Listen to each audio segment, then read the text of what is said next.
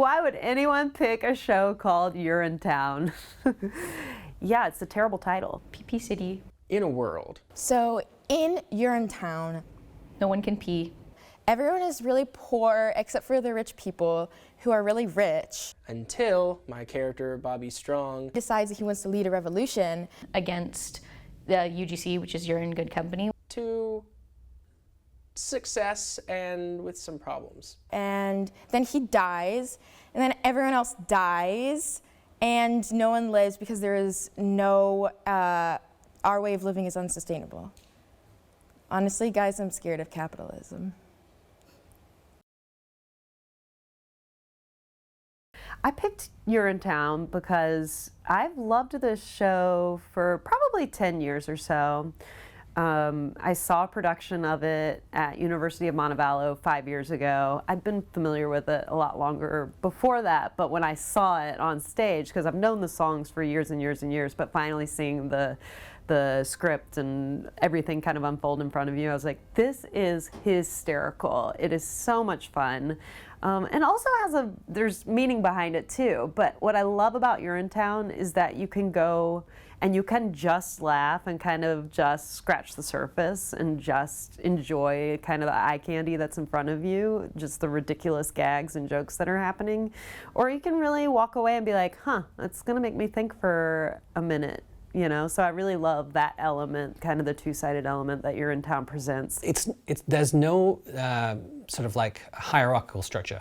The plays do not get approved by me and then go to the dean and then go to the provost and then go to the president.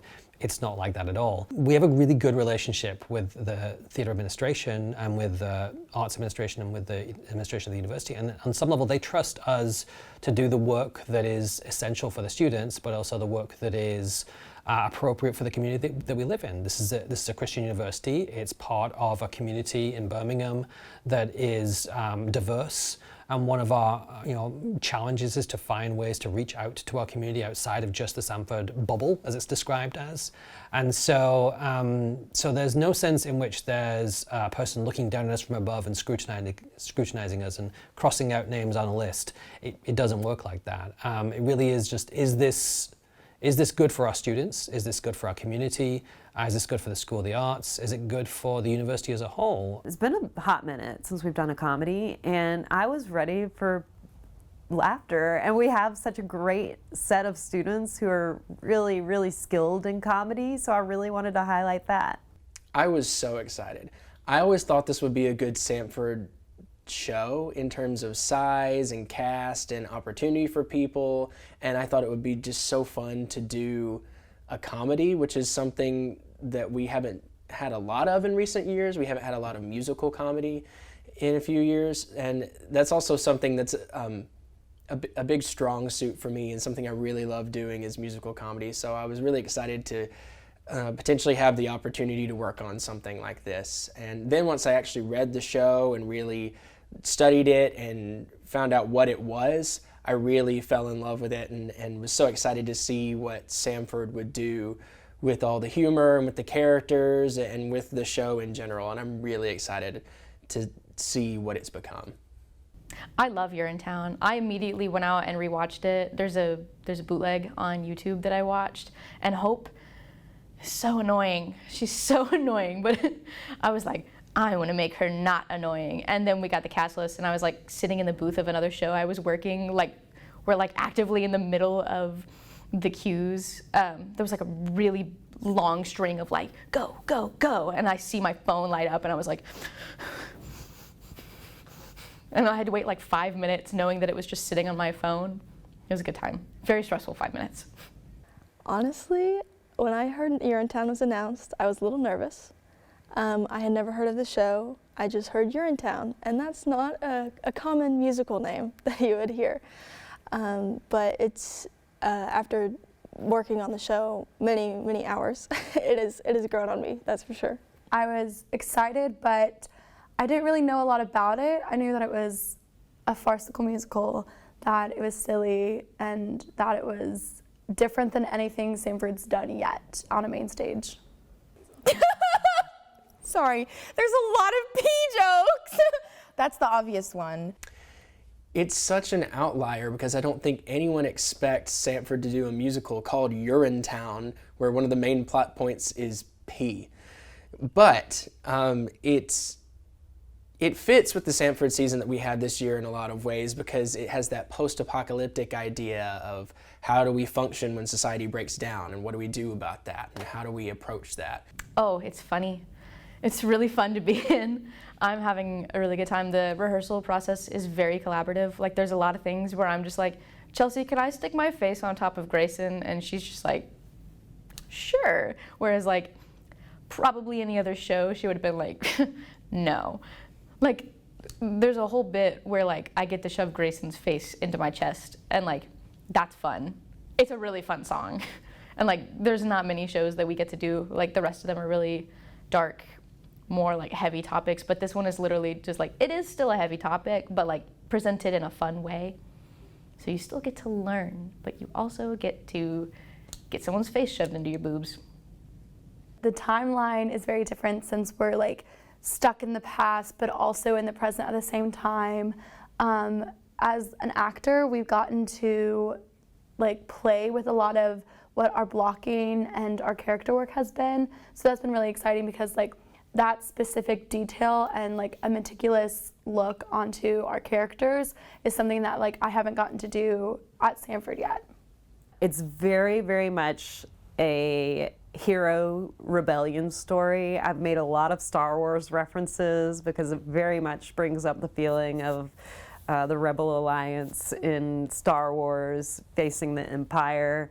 And the Empire in this case is a giant corporation who owns all of the public toilets. A lot of commentary on the government, wealth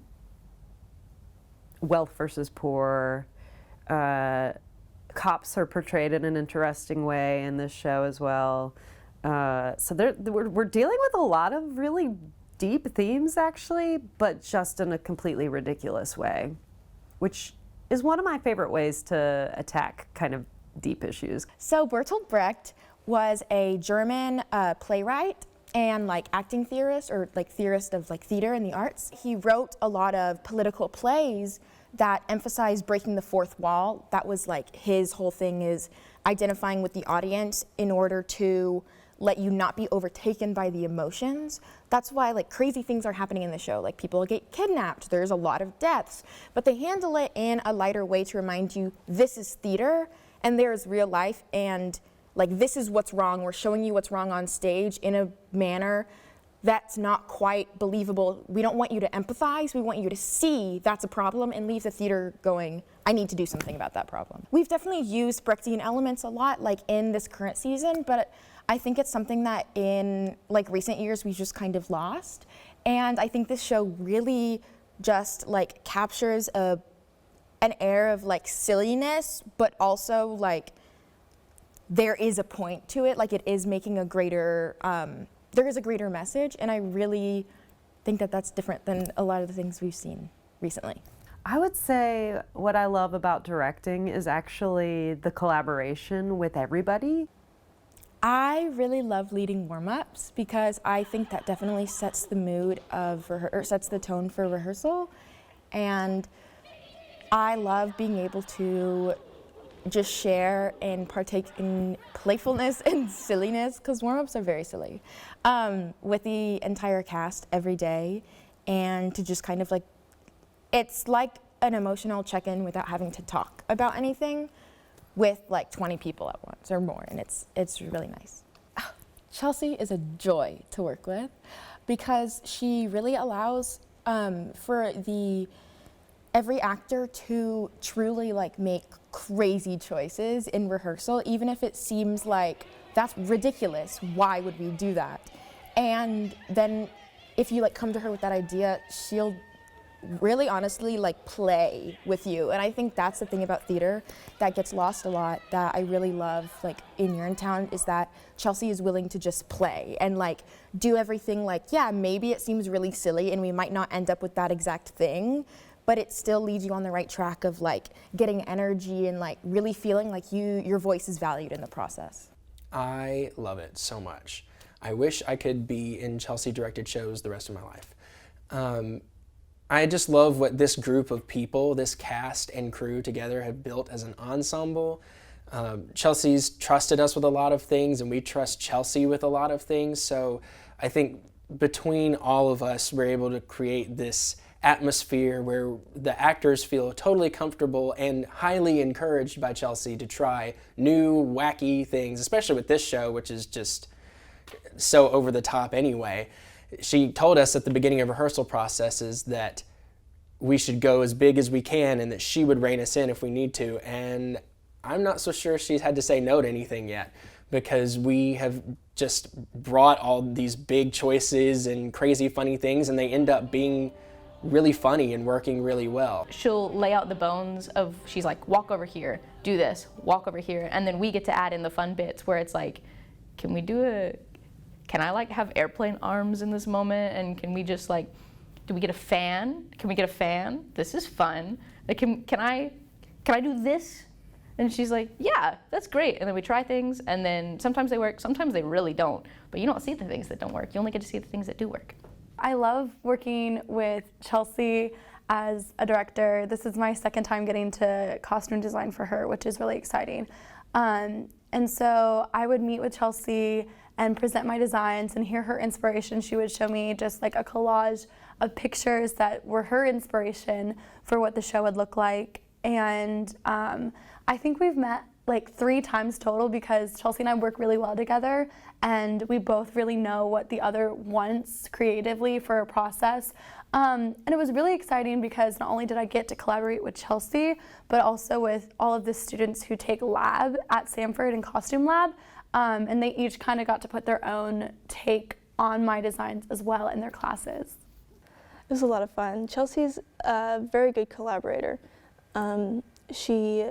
She let me kind of do whatever I felt with the show, and then she would step in during our Q to Q, and it was just me, Chelsea, and the stage manager, and she just sat down and she looked at everything that I had, and if she didn't like it, she'd be like, hey, can we take this and maybe add a couple things here, or hey, I love that, let's add this here. So she was very, very collaborative and let me roam free.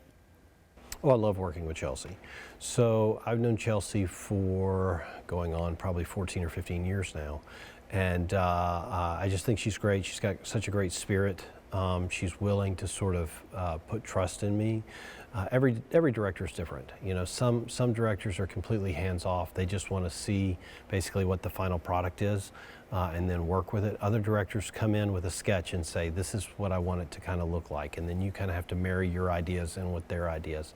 Chelsea is very much willing to give me sort of liberty to take a design where I think it should go, but also very willing to step forward and say, hey, I really wish we could do this, or wish we could modify it in this way.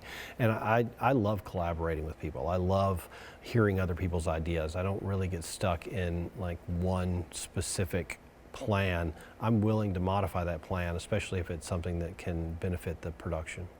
Chelsea is very supportive and just really has encouraged me to just do whatever I need to do to make this process run. And she just checks in every once in a while and kind of trusts me to do what I do. So that's been cool to have that trust in that process, and she just lets me know when things need to change and I make those adjustments. I do what's called a prompt book, which is something that we learned here in acting classes, which is where I take a composition notebook and I paste the text from the show, all of the written and sung text and dialogue, onto the right side, and then I mark up the acting beats where I feel like an intention changes, and then on the left side I mark what action I have for those beats, whatever action verb I'm using as the character to try to achieve that objective. I write objectives and obstacles on the left side, and also put character notes and blocking on the right side. So I really write up all of my ideas and text on the actual script from the musical that I've cut and pasted into this composition book. Oh, I like to eat the jelly beans. There's a big thing of jelly beans on Cladwell's desk, and in the first scene, Hope is just like absolutely devouring them. And so before each show, I'll eat like, not a handful, but a good amount of jelly beans. I am causing a jelly bean shortage backstage. The costume for Hope is ridiculous. Like, I'm wearing hot pink lipstick, and like my hair is like a foot high and curled, and the eyelashes go like literally past my eyebrows. And so like I don't dress like that in real life, but I really enjoy getting to like that's like the final step of like getting into character for me, is like looking at myself in the mirror and being like, I look ridiculous right now, but I look like Hope. My design process was a lot slower than it usually is. I started with a basic plot, simple lighting here and there, and then I met with Chelsea, the director. She kind of gave me some ideas, some things that she wanted, and then she let me just run free with it. I kind of divided like different areas of the show up between color. So, for example, a lot of the blues and purples I use for Bobby Strong and the poor scene, and because it's kind of like they're kind of the hope aspect of the show. Like, there's like the new generation is coming, and that's a very like calming and nice color and natural color. And then green can also come across as natural, but I like to refer to Disney in this sense because they have changed green to mean a completely different term, because in almost every movie they have all their villains and their color is green. So green is in Disney realm is evil. So I was like, maybe I'll use green to not only represent evil, but to represent money, which is what Cladwell, Mr. Cladwell, his whole idea is that he wants money. I started designing Urinetown in the summer of last year, so 2022. And I was really excited because when that's like presented to me and it's a show that I don't really know anything about, I had a lot of freedom to create. And so I knew canonically that the rich people are usually in the 50s, and sometimes the poor ensemble is also. But after like meeting with Chelsea, I got to kind of have my own inspiration that the poor people would also be stuck in modern times. So our design process is kind of what we told people was, for the poor ensemble, was the Great Depression meets Urban Outfitters. When it came to the cop costumes, we have two cop characters in Urinetown. So there's Lockstock, who is the narrator of the show, and the lead cop, and Beryl, the sidekick cop. And I really wanted to differentiate them from the other cops, but also each other. And so I was like, okay, the cops aren't rich, the cops aren't poor, but they're still like, they work for the rich. So I wanted to kind of like call to Andy Griffith. So in the Andy Griffith show, which is ironic because Goldie whistles the tune of the Andy Griffith show, which is something Chelsea and I didn't even talk about, and we were just like, perfect, it works. But Andy Griffith's sleeves are different than Barney Fife's sleeves.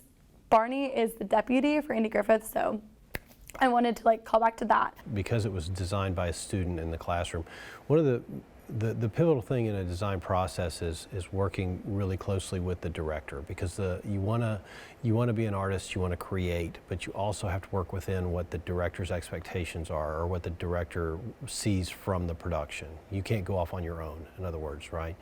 But in a classroom setting, we weren't able to work with the director.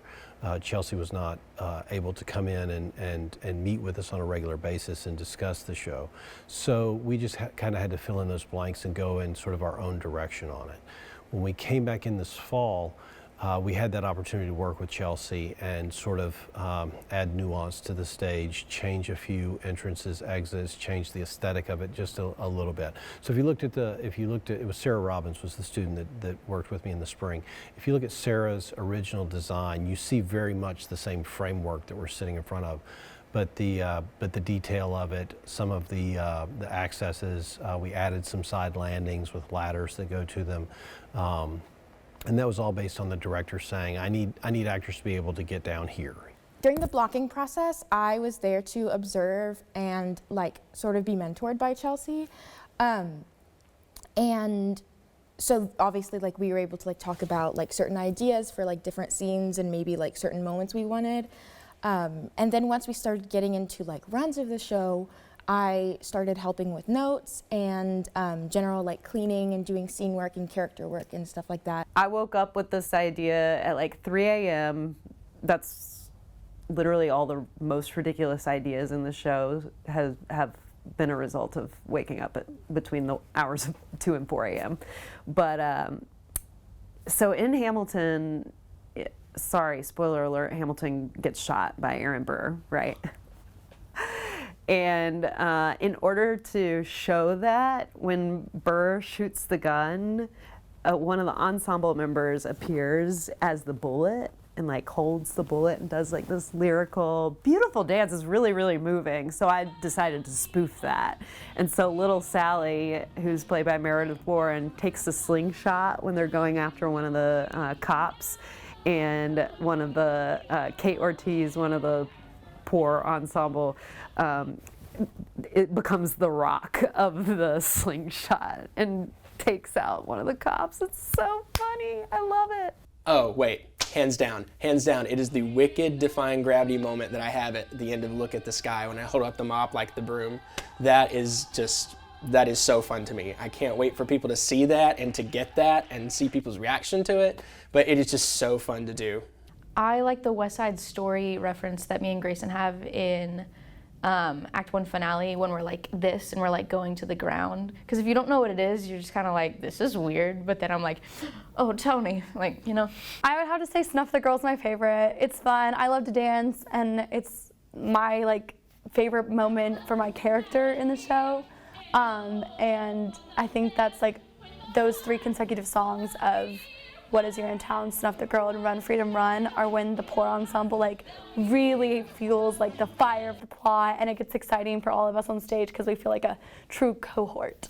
There's one song called We're Not Sorry, where it's all the characters saying they're not sorry for what they've done, and there's just very, very quick little kill sequences where everyone's killing each other. I think We're Not Sorry is the most fun song. Because of all the deaths, and I also think Meredith has the crazy eyes in there, and I think that's very important. Yeah.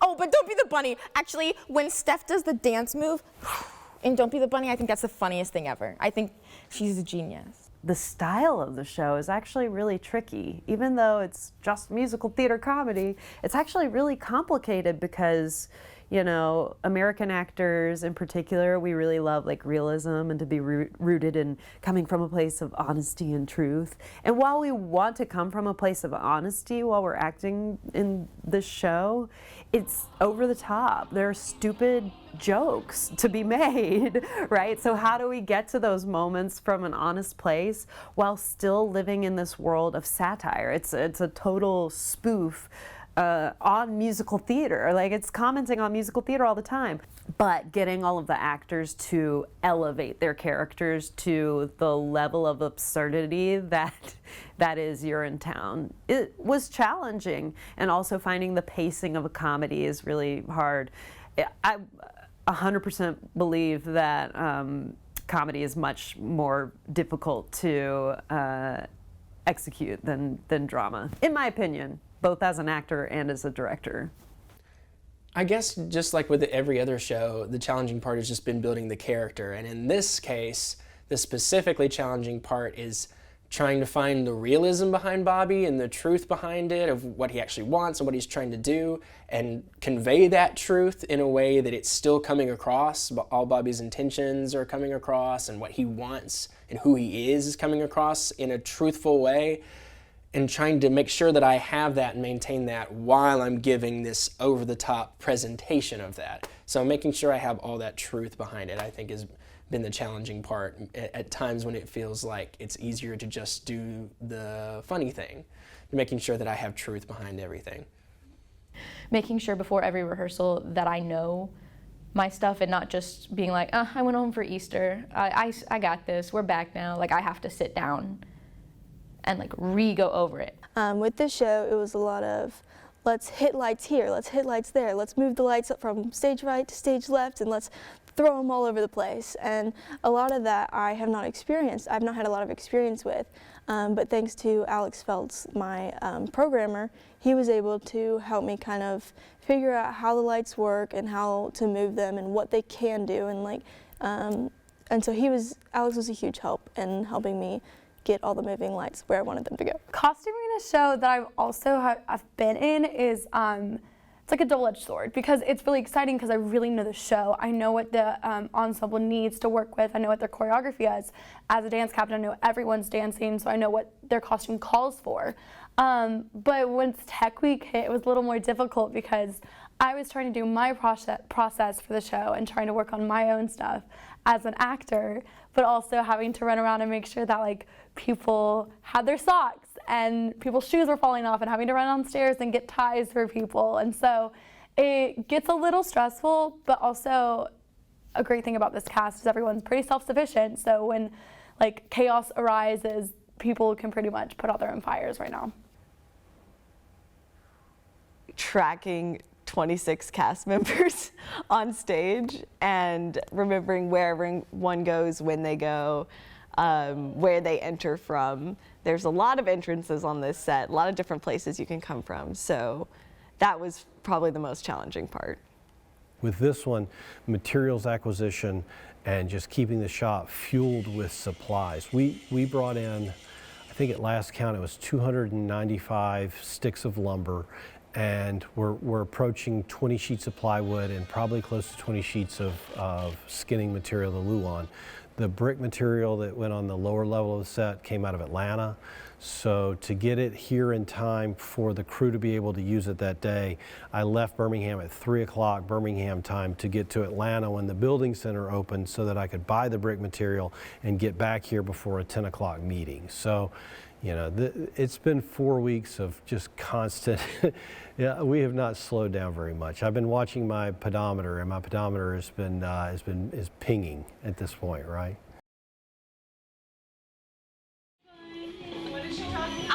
Yes, please. Yes. I'm gonna think I gotta take it out. If you put it next. What are you doing? I'm taping. I'm so excited. It's gonna be so fun. I feel like the little anglerfish. So we have like 13 cards. Chelsea has a bird feeder. She has a toilet trophy, and she has dark chocolate peanut butter cups from Trader Joe's. And then we got everyone tulips, and we got Chelsea yellow tulips because urine. That's that. A minute just waiting here, it'll like fuck you on it, but like, here, what time is hit him with the 26. Especially on stage. Like, all these together make a really awesome opening show gift. So shout out to who did it. I think it's Alyssa. We had a little lift. But that's, hey, that's Broadway. That's showbiz, baby. That's showbiz, It's showbiz. Anyways, I gotta pee. It's fake.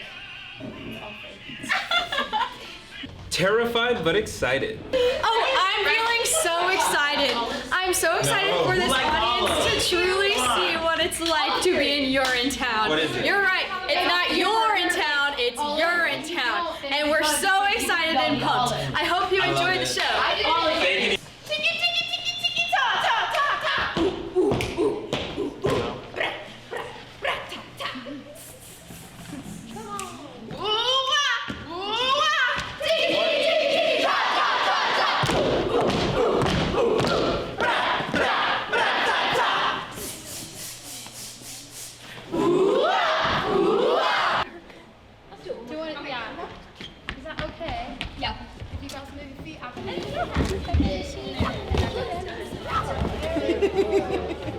know. We as a cast each contributed $5 to get some gifts for our lovely production people, and I have cards first for McKenna Varner. Give her a round of applause!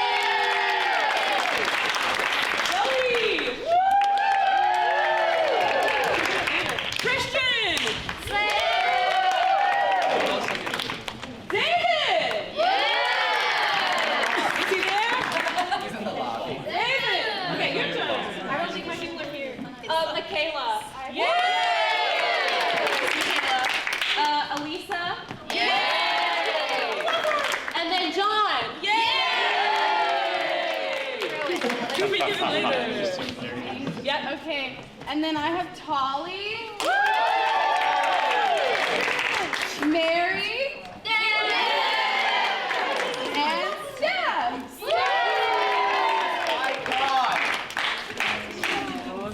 Oh, and now we have Alyssa!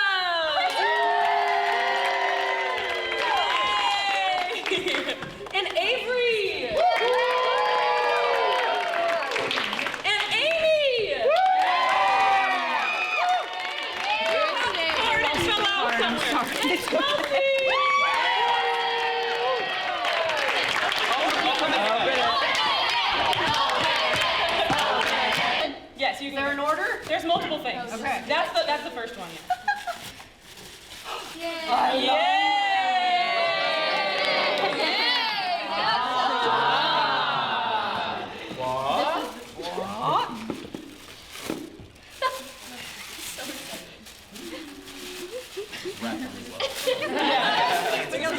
Of covered feeder.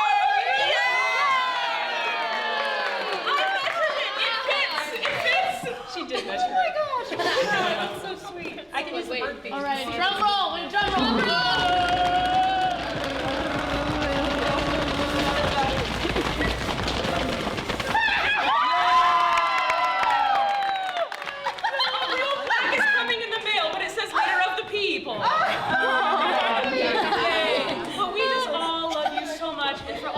That is seen and unseen. For those behind the scenes, if you didn't get a card and you're on crew, we love you and appreciate you.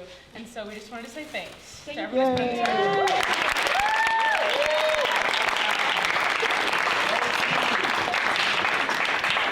Y'all are such beautiful souls. Thank you so much.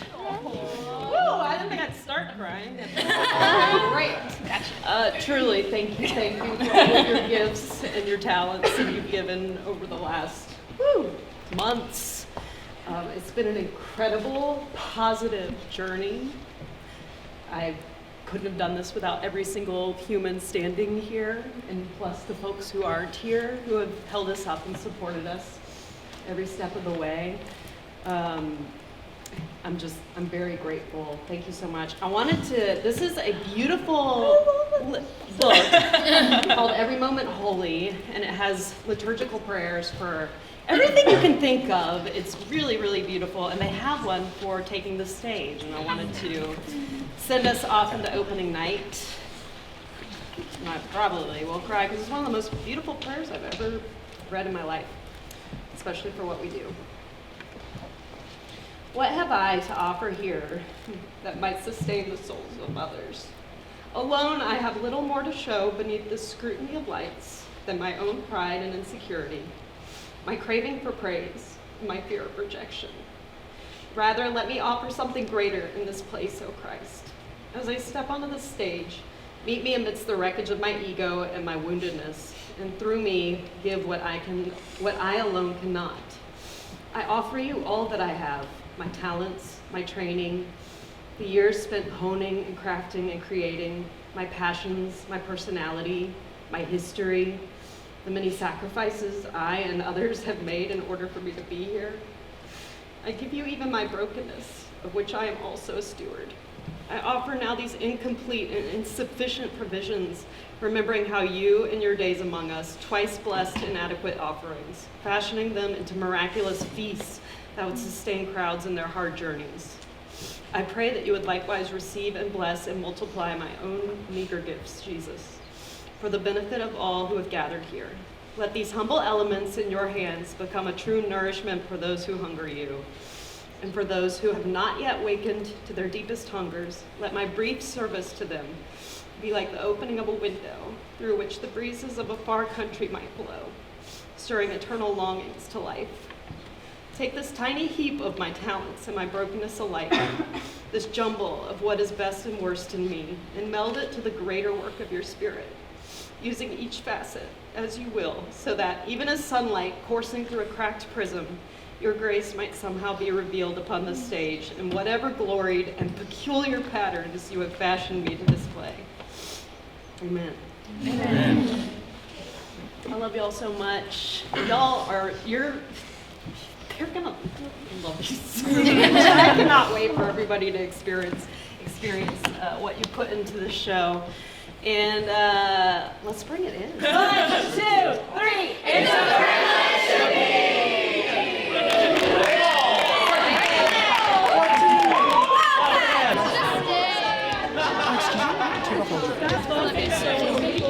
Hey, can we get a senior picture really fast? Yeah, we can. The opening always gets me emotional because Here, I've been with these students for 4 years, some of them, and some of them are freshmen. So to have watched them, I don't teach freshmen, so to have gotten to work with several of them in a rehearsal process and get to know them has been amazing. But then you have those seniors and the folks in between who you've watched grow over the last few years. And so it's always those pre-show kind of pep talk, prayer, warm-ups. I always get anxious before that because it's one of those bittersweet things where I want the show to open and I want it to be successful. But it's hard to watch those students close a show and know that I won't direct them again on this stage. I guess the expectation was, or the hope was, that people would be responsive, and I'm very, very, very happy that they were. And I feel like the cast was really invigorated by that after opening, realizing that all of the work that they had put in paid off. I think the most surprising audience reactions were probably the gasps at plot twist. I just wasn't expecting, I forget, I've known this show for almost 20 years. I forget that the majority of people don't know Urinetown the musical. Surprise, surprise. So hearing the death of Bobby with the body double dummy, which was one of those 3 a.m. ideas.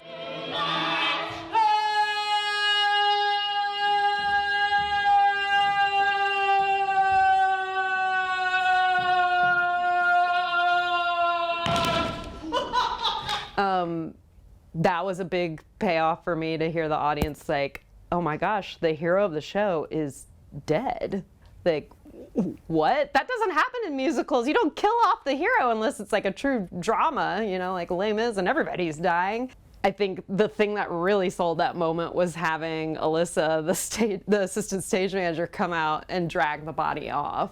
Because it's just wow, we've just killed the main character and now we're just treating this dumb, we're just dragging this body off. And the payoff of having seen Alyssa in scene 3 where she brings the fan out to do the Titanic moment, that was probably my other favorite joke that landed, because they're moments that aren't in the script. So to see kind of our take on this story, even if you are familiar with Urinetown, to see these moments that we've crafted and that we've created in our own process was highly rewarding. I would say that my favorite part of this whole process has been watching the actors' act of discovery throughout the whole process, from music rehearsals to closing. They were never satisfied. They were never satisfied. They were always wanting to dig deeper and to find more in these characters and the story and in the comedic bits. It's all about the bits. So David, our set designer, gave me this sign. And I'm really excited to hang it above the door of my office because I just think it's hilarious and it'll just be a little memento. I'm really, and I guess that means that the hallway is the bathroom. Hopefully nobody takes that literally. Hopefully it's read as satire, but who can tell? My favorite performance was Friday, I think, because the audience was just wild. The energy was absolutely insane. We had great houses each show, but that one in particular I will never forget, because I think there were 3 or 4 moments that they stopped the show clapping or cheering. One moment in particular is when Bobby Strong goes to the front of the stage and is what if the law is wrong? And he just kind of holds it. And then Pennywise is what did you say, right? That moment. And once he hit the pose, he didn't move a muscle because he's waiting for Pennywise to say her line. But before she could say her line, I heard some people start to clap and they started cheering, and he did not, none of the cast on stage moved a solitary muscle through their whole applause and cheering, and then to recover from that and come out of that nothing had happened. That was such a great moment. We just had a really, really exciting house on Friday. It was pretty electric. I'm so excited to get to enjoy this one more time, for everybody to get to enjoy this one more time. Again, thank you for your time and your talents and the love that you've poured into this stupid show. I love it so much. And I just want you to remember, this is the only time that this show will ever be done in this space with this very group of people, and that makes it a tremendous, tremendous experience for me that I'll take with me the rest of my life. And thank you for taking what was in my head at 3 a.m. most mornings and just blowing and breathing life into it. I really, really, really appreciate each and every one of you. The last line that Goldie says, if there is a next time, little Sally, that got me. Yeah, because there's not a next time. I looked at everyone on stage, like I made sure I took a moment to look at everyone, and I was just like, but you know, we did it, we survived. Which I think it's a good thing that we're so sad, because we had such great seniors and it shows that. Yeah. And it was a great show and I had a good time. Yeah. God, thank you so much for every single one of these people. And thank you so much for every talent and ability and gift that you've blessed us with, God, that you have had in mind for each of us, Lord. Thank you for all the roles that we get to play and all the roles we get to fill and the passions that are leading us to perform every single one through cast and crew and everyone working on this show. Thank you for this time together, this show together, this group of people, the ensemble that we created, the fun we've had with each other, the laughs, and the memories we've all made. I pray this, God. Help us to bring as much focus and as much energy as we can bring to this, God, and do it all for your glory, not our own. Help us not to take it for ourselves, but to give it to you. And help it, God, to radiate you. The truths in the story, let it be your truths. The abilities that are on stage, let it be you, and let people leave with you, however that may show through us, God. I pray that you would take it and make it your own, because these gifts were yours. So thank you for giving them to us. It's like that bittersweet feeling where it's you're so proud of everything that they've done, but you'll miss like going into rehearsal and seeing all their faces doing this work. Then you move on and you work on the next show, and even those who graduate, I always stay in contact with them, but it's always rough when it's the last show of the season, because it's like it has a lot of layers to closing a show. But I'm so proud of them. It could not have been a stronger run. They're amazing. They amaze me every day and still make me laugh after all this time. Help us, Lord. Heal us however we need to be healed. Protect us, keep us safe and healthy, vocally, physically, mentally, however we need, God. Clear our minds. Help us to focus and be able to go through everything that we need to go through beforehand, God. And help us to just have so much fun and enjoy every single second of this, God. Be in the moment and focus and have fun, God. Help us not to be sad, but just to be enjoying it, God. And I pray that you would help us remember everything that we need to remember, and help us to embody these characters in their bodies, their minds, their headspaces, their wants, their fears, and help us to do it all for you and for your purposes and not our glory, Lord. We give this to you. We thank you for all of it. We praise you. Let it be you. In Jesus' name, amen. Amen. Amen. Theater is ephemeral. It is like there for a flash and then it's gone. I don't think I would change anything, because I mean, obviously there are some rehearsals where you leave and you're like, oh, I wish we would have, hit this part of the song harder or worked that longer. But at the end of the day, it is so fleeting that you just have to be along for the ride as it exists and not really look back and think about the what ifs. Thank you. And good night.